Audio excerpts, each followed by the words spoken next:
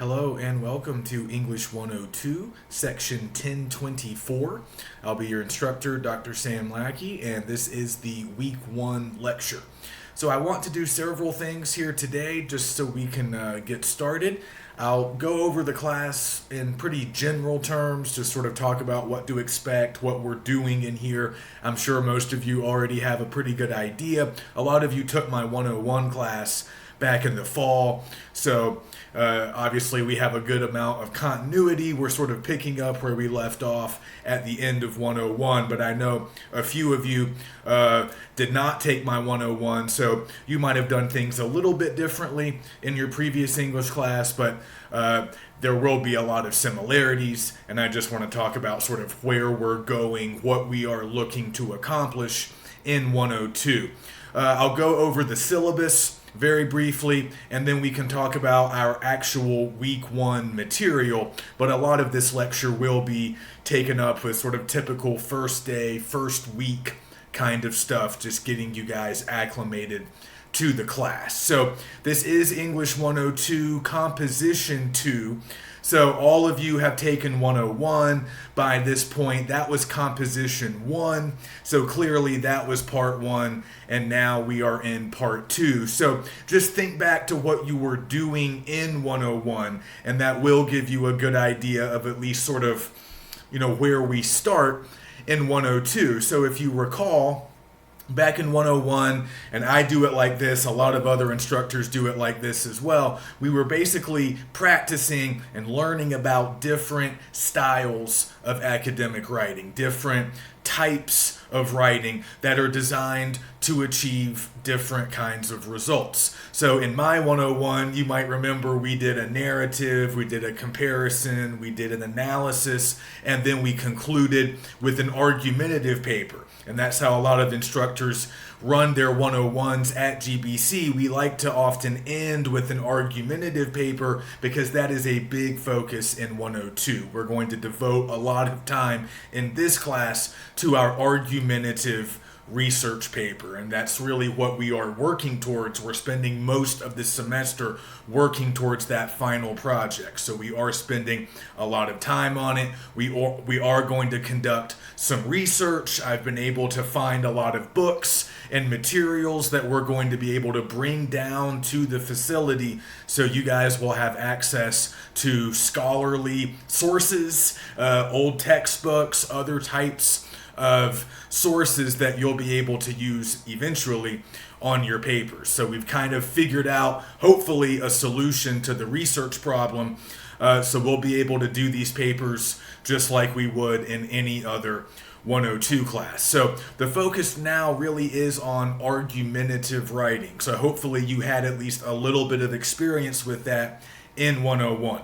But we're also going to be using some of those other writing styles that you learned about. So as we're going to see over the course of the semester, we're going to have chances to use a little bit of narrative. We're going to be analyzing a lot. So what we learned about analysis, hopefully those of you who didn't take me, also you had some kind of analysis assignment in 101. That's usually pretty typical. So we are going to be using analysis quite a bit in this class. Comparison is another thing that you'll be able to do. Things like classification, definition, these are all the types of styles that we covered in my 101, and many of them get covered in other 101s too. So we're going to be able to use all of those skills that we previously developed.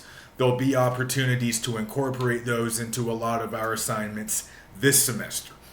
So there is a lot of carryover. 102 really is meant to be taken right after 101 when those concepts and skills from 101 are still fresh in your minds. But above all, no matter what kinds of assignments you were doing, 101 was writing intensive, hopefully, for all of us. So you were practicing your writing. Hopefully you saw some improvement in your writing over the course of the semester. And also 101 places a big emphasis on reading, critical reading, developing critical reading skills. And we're going to continue to do that in 102 as well. So the focus remains on improving as both writers and readers. And just like I said in 101, if we want to improve as writers, we have to read. We have to become better readers in order to become better writers. These two skills really go hand in hand. But here in 102, there are going to be some significant differences. So the research component is one. We didn't really have time for very much research in 101, and again, that's typical. But in here, we're going to be conducting research over a pretty long period of time. We're going to be gathering sources. We're going to be learning a lot about our chosen research topics. So in a few weeks, you guys are going to be choosing topics that you want to pursue. These are the topics that you're going to be writing about in those final argumentative research papers. But we're going to be spending weeks and weeks learning about our topics, finding sources about our topics, educating ourselves, analyzing some of the sources, gathering more knowledge, and becoming something pretty close to experts on our topics so we are prepared for that final project. So that is different than 101. We're going to spend a lot more time researching, and you're going to be zeroing in on a specific topic throughout much of the semester. So that's a little bit different. Also, the nature of our assignments, both written and reading assignments, will also be different. So in 101, in my 101, we were reading essays from 50 essays. Some of them were works of fiction, some were nonfiction, some were sort of like journalism, but they were generally short and narrative in nature. What we're going to be reading in 102 is often going to be quite a bit different. We're not really reading fiction. I mean, in some cases, maybe. But for the most part, we are reading nonfiction in this class, and most of your reading, I'm going to give you some reading assignments as well, but most of your reading will consist of the sources that you find over the course of your research. So the books, the book chapters that you are using, those are going to become your sources, and of course you need to read those. You will be analyzing those. You will be responding to those, quoting those, summarizing those at various times. So once we get underway with our research, which will be around week 4, week 5, in week 4 we choose our topics. And then in week 5, we really start researching in earnest. So from that point on, a lot of your reading will be determined by your research. I'll still give you a few textbook chapters to read, a few handouts. They'll mostly be PDF files that I'll make available for you, but a lot of the reading will come from you and your research. So we don't have a textbook in this class. Hopefully you've been able to see that. If you take a look at the syllabus, I've provided copies for everybody. You might not have yours yet, but when you get it, or if you already have it, just take a look at some of the key information in that document. You can see on page 1 just some basic descriptions of the class, and I also list the required material, and there's not very much there. I just refer to a course packet that I'm going to be providing for you guys. So you don't need to purchase anything. You don't need to have anything here at the beginning of the semester. All of the assigned readings coming from me will be provided to you, normally in the form of PDFs. In some ways, this kind of works out a little bit better for us. With my classes up at GBC, I make a lot of these PDFs available for them as well, but they're always reading the PDFs on a computer, which I think can be a little bit difficult. To read a lot of text on a computer screen can be difficult, and you might not have the ability to annotate a PDF file on a computer screen. But you guys don't have that problem because all of our readings will be in hard copy form. I'm obviously printing them, or I'm sending them to Neil, and then he will be printing them to give out to you guys. So you guys can really underline, annotate, write directly on these printouts, which is actually a really good thing. And when you start doing research, you can do a lot of that same stuff. You might not want to mark up the books because they are sort of property of everyone at the facility, but you can certainly take notes. And I do think it's often easier to read in hard copy form than it is to read everything on a screen. So that is sort of one unexpected perk of doing 102 this way. So again, all the readings that I'm giving you will be provided, and then eventually you'll be reading your own sources. So again, just take a look at that syllabus. You can see some basic info like policies, that sort of thing. You can also take a look at all of our assignments. They're all listed there along with point values and all of that. But the most important part of the document is the detailed class schedule.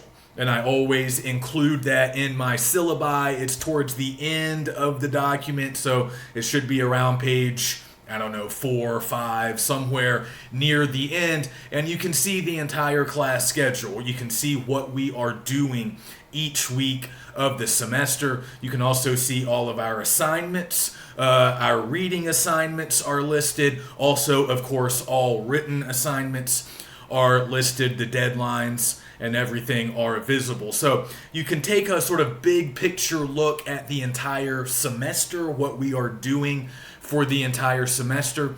If you ever want to just sort of look ahead and see what's coming soon. But for the most part, we are just going to go on a week-to-week basis. I think it can be a little bit overwhelming if we try to work too far ahead. But if you want access to a future week's material, you can communicate that request to me and we can try to figure something out. But typically, we're just going to go week by week, and I'll send the weekly material through Neil. He'll make it available to you guys just like we did in 101. So once again, you will have lecture videos to watch. In some cases, the videos like this one will be very similar to what I would do or am doing in class. But because, we're getting split into 2 groups and I can only meet with, each of you, basically each individual person will only get class every other week. So these lectures should come in handy during the weeks when you're not actually in class. So you can still keep up. Okay, so you can look at the syllabus at your leisure, especially hang on to that class schedule just so you know what's going on throughout the semester. And also, like I said, all deadlines are there, so there should never be too much confusion about when stuff is due. Of course, we might end up pushing stuff back that happened in the fall. Sometimes we need to take a little more time to finish an assignment, and I know there's a lot of moving parts with getting stuff to you guys and then you getting your assignments back to me. Sometimes delays happen. That's no big deal. We can always be flexible, but it's just good to have some general sense of the deadlines, and then we can start altering them as we see fit. So let's talk a little bit about the major assignments. Again, you can see them listed on the syllabus. So you'll see the big research project. Obviously, it constitutes a very large part of the class, a very large percentage of your overall grade. But there are some smaller assignments that are getting us ready for that big research paper. So, we have weekly research journals, and these are going to function very much like discussion posts back in 101. So these are just opportunities to do some weekly writing practice. But often, as the name suggests, these weekly writing practice sessions will be kind of geared towards your research or towards your topics. It'll give you a chance to share sort of what you're learning about your topic or what you're doing with your research. Again, we're not going to start on that stuff for a few weeks. So the first few research journals are just kind of driving home the concepts that we're learning that particular week. But a little later in the semester, they will become a little bit more based on your own topics and your own research. But that is our weekly writing assignment. So pretty much every week we'll have a journal that we need to write, a journal entry. I'll give you a few weeks off, like when we have some other major assignments due. Those weeks we probably won't worry about a research journal entry, but most weeks we'll have one. And they should be helpful. They're not just a chance for me to sort of check on you and see how your work's coming. It's also just good to kind of talk about some of that stuff, express some of your progress, and also practice some of these concepts just to make sure that you're comfortable and you're on board with everything that's going on. So that's our weekly deal, just like the discussion board in 101. But then we have some other bigger assignments that we'll be doing throughout the semester. So we have a summary, we have an annotated bibliography, we have a rhetorical analysis. So we are going to be using our analysis skills, obviously, with that assignment, and you're going to be writing that assignment about sources of your own that you have found by that point, sources that you're planning to use on the research paper. And then as we get closer to the research paper, we're going to have a longer version of that bibliography. We're going to have a proposal, and then eventually we'll have an outline, a rough draft, and then the final draft. So there will be a lot of phases, there will be a lot of steps to complete with this big research project. But I think you guys will find that, like I said, all the assignments sort of tie together. And once you have selected your topic and started your research, there's a pretty clear progression. I think you guys will be able to see kind of why we're doing all the stuff that we're doing. And then we sort of end up with this clear final result. In a lot of ways, I like the structure of 102 a little bit better than 101. I think sometimes 101 feels a little bit random because we're just doing all of these different things. They don't always necessarily connect. Like we're doing a narrative and now we're doing a comparison. And we never necessarily bring all of it together, although I encouraged us to use several of those strategies on our final paper in 101, but it often doesn't work that way. We're doing all of these different kinds of writing. We have different topics for all of the essays in 101 typically. So it can feel like we're just doing a sampling or a survey, just sort of jumping around to different things. But in 102, we have a more clear focus. Everything is geared towards that final research paper. So the skills we're developing, the reading that we're doing, the stuff I talk about in weekly lectures, it's all building towards something clear that we can, sort of work for and understand. So I think in some ways 102 can be a little bit more gratifying and rewarding once we get to that final research paper. And then we'll need to do brief presentations. That's what we'll do in our final week of class. We'll have research presentations, our final 2 weeks really, so we can do both groups. And everybody will just do a brief presentation of mostly the research, because by that point, your paper might not be fully finished yet.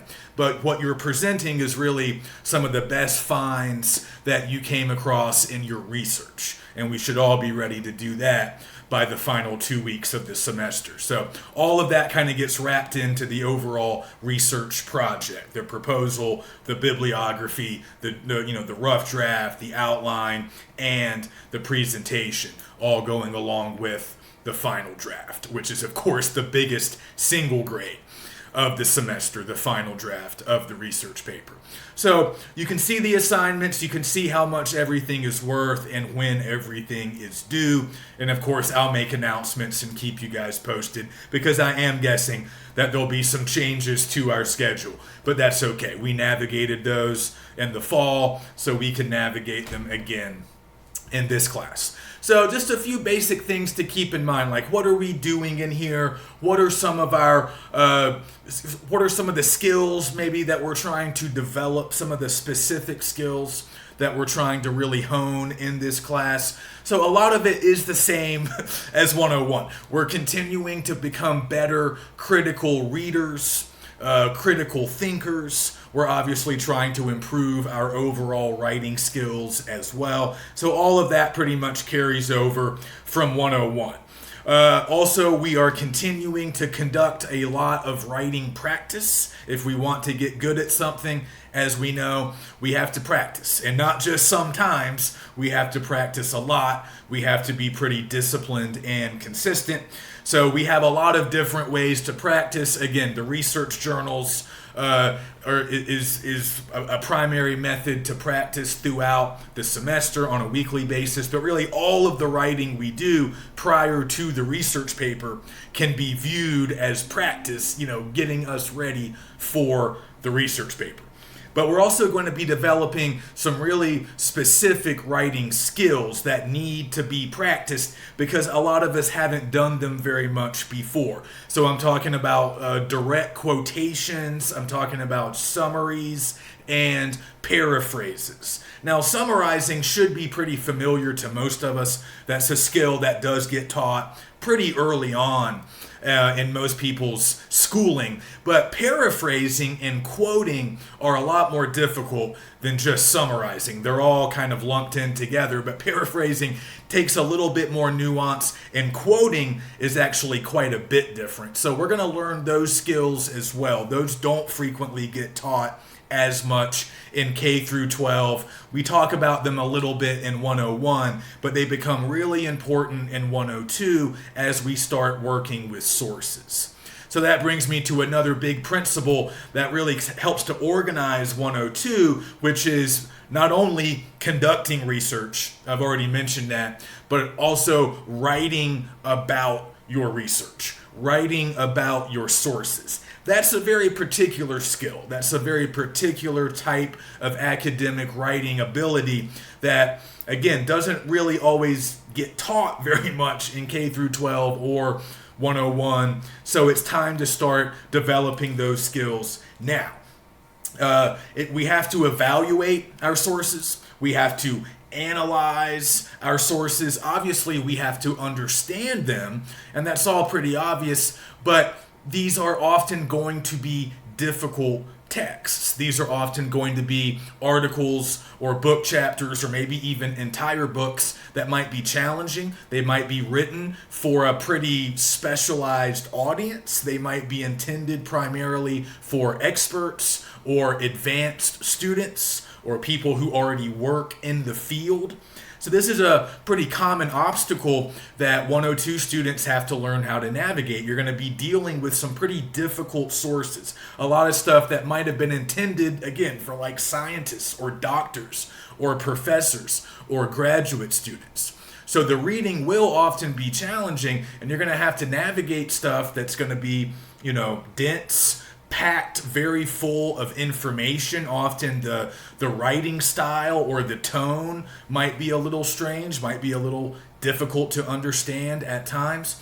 So that's why we start, and we're about to start discussing these, we start with critical reading strategies. And I talk about some of these in 101, but they're a good place to start here in 102 as well, because we have to become sharper, more attentive readers, because the caliber of stuff that we are reading is increasing. It's becoming more difficult. So we have to make sure that we're reading actively and that we are reading critically so that we can always understand our sources, remember our sources, and that can be more difficult than you might think. And also, we want to eventually evaluate, analyze, and somehow use those sources. Remember, the sources that you find should ultimately help you make your argument in your research paper. So ultimately, they need to actually do something for us. They're not just something to identify and talk about and then forget about. These are things that are going to have active roles in our research paper. They are going to do things for us, provide us with information, provide us with key evidence that we can actually use. So in order to use them, we have to do all of this work with them up front. We have to read, annotate, summarize, analyze, and then we'll be able to make use of them later on the research paper. So it's an ongoing process, but we have to get comfortable reading our sources and working with them. So that will take many weeks. We're going to learn several strategies, some new concepts, and hopefully we can develop some new skills. And then ultimately, again, the research paper. We have to outline it, we have to organize it, we have to draft it, revise it, edit it, make sure our sources are working well inside it, make sure we have proper MLA in-text citations, make sure that our works cited page is correct. We have a lot of steps. It's going to be a relatively long paper, 7 to 10 pages, with 8 sources, potentially as many as 8 sources inside that paper. So there's a lot of moving parts, a lot of work that we have to do. The good news is we are spending most of this semester building these papers from the ground up. So we're really going to avoid the sort of pressure-packed, I waited till the last minute, I have to crank out this paper in just 1 week. That shouldn't happen to any of us. We're going to avoid that potential problem because we are working on these papers over a long time frame. So it's not too early to start thinking about potential topics. You have to choose your own research topic by week 4. You can double check the schedule, but I think it's week 4, and then we start researching in week 5. So start thinking about your interests. Start thinking about what you know, what your experiences might lead you to, because I really want you guys to choose your own topics. Now, I can provide a list of common topics, frequently chosen topics. I do have a list from many semesters ago because some students want to see it. They want to just pick a sort of common, current event or some popular hot button, debate topic that is somewhat controversial. And those can work fine, things like abortion, the death penalty, legalizing various recreational drugs. I mean, those have been written about for years. You can still write good papers about those topics, but they can get a little bit tired and worn out. So I think it works better, instead of me assigning topics or instead of making everybody choose from a pre-made list, I would really prefer it if you guys just chose your own topic based on your own interests, maybe based on the, your major at GBC, what you want to go into, like what field, what area of study you would like to pursue. It could even be based on your profession, your occupation, what you did before, what you plan to do for a job later. It can sometimes even be based on hobbies. Things that we do for fun, but we know a lot about them. I've gotten some pretty good papers about hunting, fishing, other recreational activities, but just remember, you're making an original argument about this topic. And you can make virtually any argument under the sun, but it has to be original. It has to be, debatable. People have to potentially disagree. If everybody agrees, as we learned in 101, or hopefully we all did, if everybody agrees with a statement, then that's a statement of fact, not a debatable claim. So obviously we are making debatable claims. We want topics that can generate arguments, and then we figure out our position, and then we make an argument in defense of that position. So this will be a process. When you choose your topic, you don't necessarily need to know what argument you're going to make about that topic. You can just pick something that you're interested in, and you might not have any idea what your argument's going to be in week 4 or in week 5. Often at the beginning of our research process, we don't know really what our own position is. We might not know quite enough to create an argument of our own, or we might already know some things, but we want to learn more. We want to think more about, the various sides before we choose a side. That's okay. You might also already have a pretty well established position that you've had for a long time, but sometimes even those can change as you read more, learn more, conduct more research. So just stay open-minded. You don't really need to arrive at a definitive thesis or argument of your own until much later in the semester. So we're not in a huge rush to arrive at that argument, but of course we need to do it eventually so we can start putting together the research papers. But first, I really just want you guys to educate yourselves about your topic using whatever resources you have on hand. So again, our topic selection might be somewhat based on the books that we have access to, But I would just encourage you to keep an open mind and really choose anything that you think you could build a good argument around, and I'll approve the topics. You'll be giving them to me. I'll look at them and I'll determine if they're going to work, and we can work with some of them, right? You might just need to be, pushed in a particular direction. Lean this way, focus on this thing, zero in on that particular area, and then we can arrive at topics that will be successful. So again, it can take us a couple of weeks to land on these, but we need to start thinking about them, and it's not too soon. So like I said, take things that you're already interested in or knowledgeable about, and then you can start thinking about potential arguments that you could make about them. What are some questions surrounding these topics? What are some debates or controversies that might surround them right now? What are people saying about them? Is there an ongoing debate that you can get involved in? But again, also this could be very much based on your academic interests.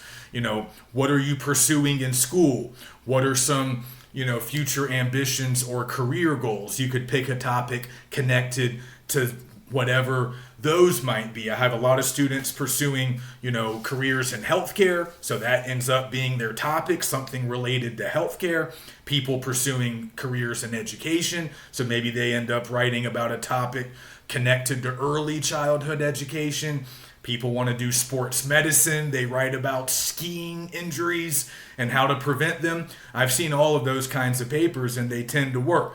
I've seen a good argument made about hunting licenses and how they should be changed. Again, that's a hobby that somebody took as a topic, but they ultimately made an original argument about it. It wasn't just, I like hunting. It was, here's a problem with the way hunting works in a particular region, and here's how I think we can fix it. So that's ultimately what we want to do. We want to take an interest or an academic pursuit, a hobby, something that we know a lot about, and once we choose it as our topic and learn more about it, eventually we're going to be able to connect it to some problem, some issue. We can provide a solution. We can provide a new way of looking at it.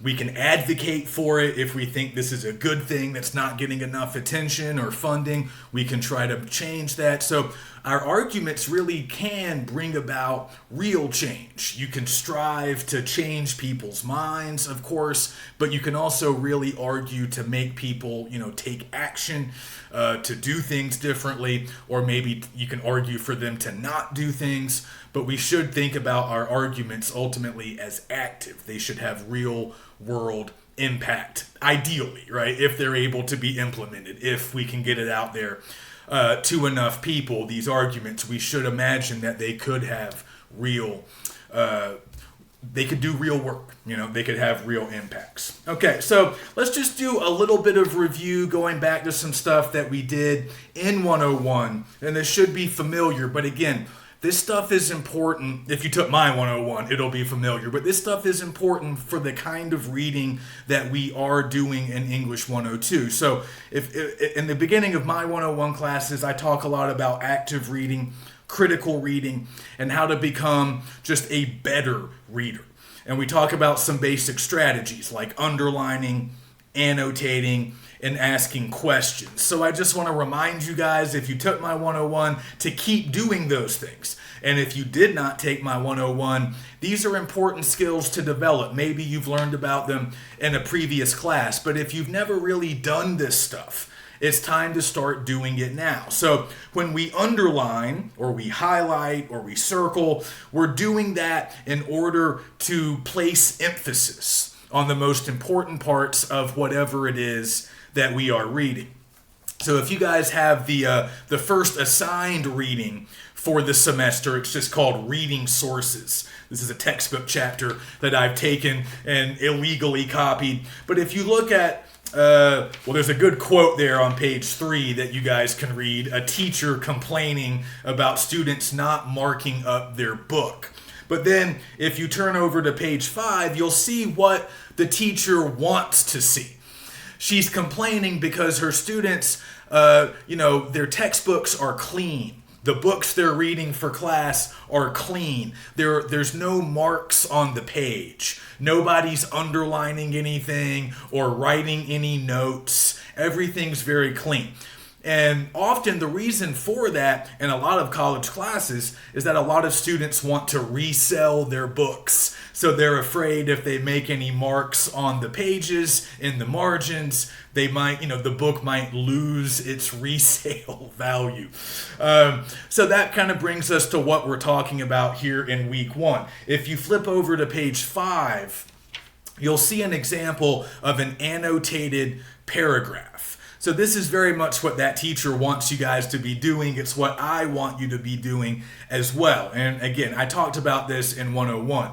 If you're reading something, you really need to read with your pen in hand. And when you come across really important parts of the paragraph or the essay or the article or the book chapter or whatever it is you're reading, you need to underline or highlight or circle really important words, phrases, and sentences. So look at what the student's doing here on page 5. Circling individual words. At one point, circling quotation marks, underlining other words and phrases.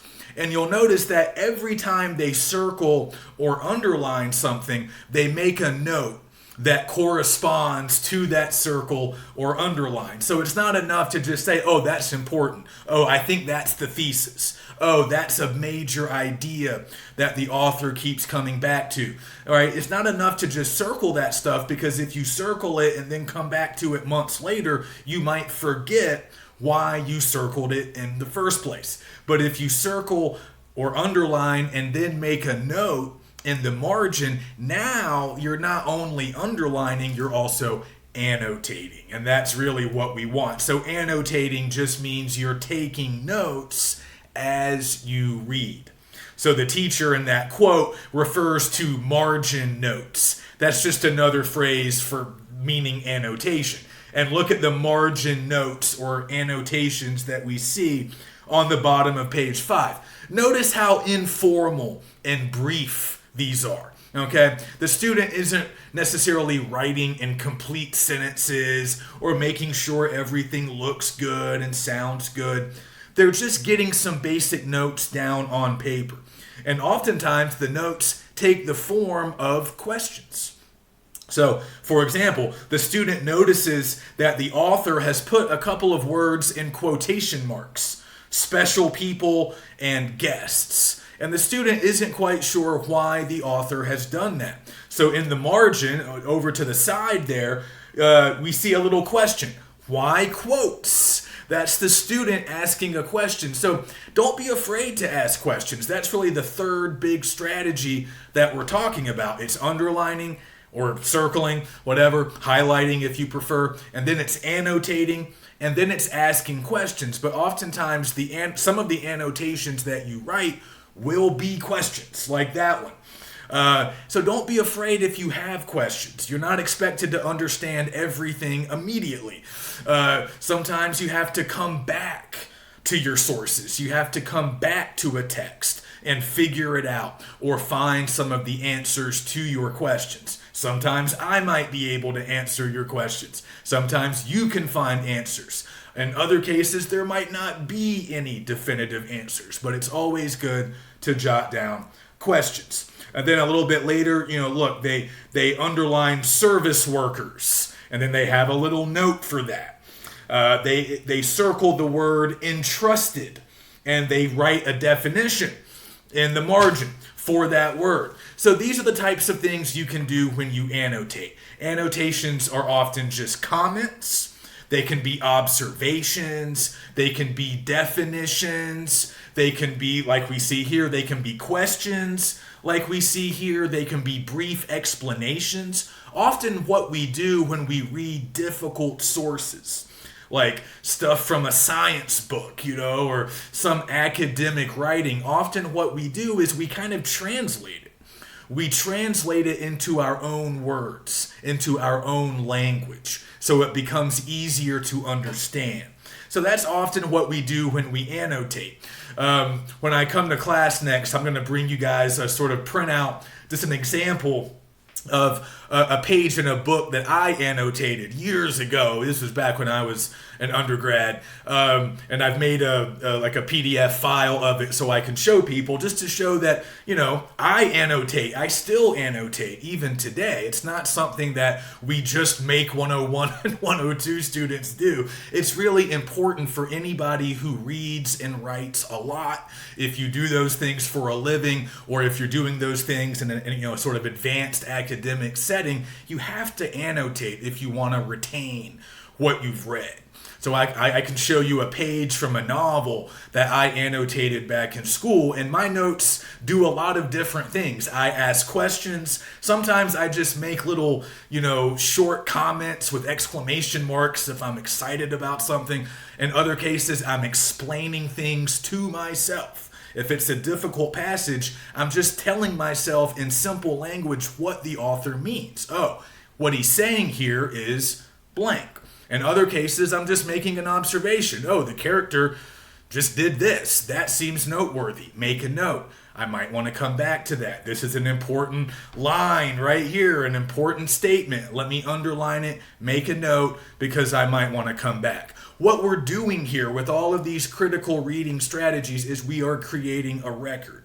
We're creating a written record of everything that we read when it comes to our research. And that's important. That becomes really valuable because, as you guys are going to notice, right, if we research over a long period of time, your memory can become overtaxed. So imagine that you start conducting research in week 5, and maybe in week 6, you find a really good book chapter.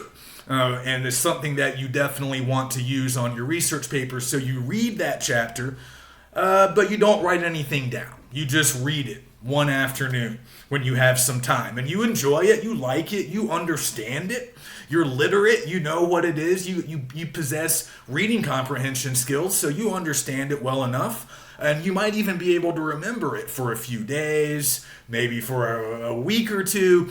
But imagine if you're not really coming back and working closely with that article or that book chapter until week 14, week 15, almost 2 months after you first found and read it. You're going to forget it. You might remember the gist of it, you might remember the main point, but you're going to forget details, and you're not going to be able to easily find stuff within that text unless you just go back and read it again. And that's kind of wasted time because you've already read it. So to make that first initial read through count, you need to annotate, you need to underline, write stuff down. Create that written record. And by underlining really important stuff like what you think the argument is, like there might not be an exact thesis statement that you can find in the author's work, but if you can identify a statement that kind of sums up the argument, or maybe there's a handful that kind of sum up the overall point, you should underline those, but also make notes to kind of explain or remind you later, hey, this is pretty much what the author is saying. This is the overall point here. Important pieces of evidence that you might want to use yourself, right? I like these statistics. I'm going to use some of those in my paper. I like this interview with this scientist. I might use a little bit of that, or at least mention it. But you can't just expect to remember exactly where that part was in the chapter. You need a note. You need a page number written down. You need something underlined. You need some annotations that you can go back to, and that they're going to sort of serve as a shortcut. They're going to give you the information that you need pretty quickly, so you don't necessarily have to go back and reread the entire source. In some cases, you might want to. Reading something multiple times is rarely a bad idea. But it's just a time factor, right? It's a time issue. Sometimes we don't have enough time to reread everything. But if we are good active readers and we're creating these written records, we can go back to our notes. And also, if we're printing, or in y'all's cases, you're going to have books, you might not be able to mark up those books, but you can make your notes on a separate page, and even if you can't underline or circle stuff, you can include page numbers, paragraph numbers, line numbers in your notes to help you find the most important stuff again later in a relatively efficient manner. So again, if you want to look at some other examples of what annotations look like, just flip over to page 6. We're kind of continuing on with this example. And again, every time the student underlines or circles something, they have an annotation in the margins that serves as some kind of reminder, or it's an explanation, or it's a definition, or it's an idea, right? This is kind of the beginning of how we analyze, how we sort of figure out what these sources are doing. So one thing that you can often do in your annotations is sort of try out your own interpretations. I think what he means is this. The significance of that claim is this.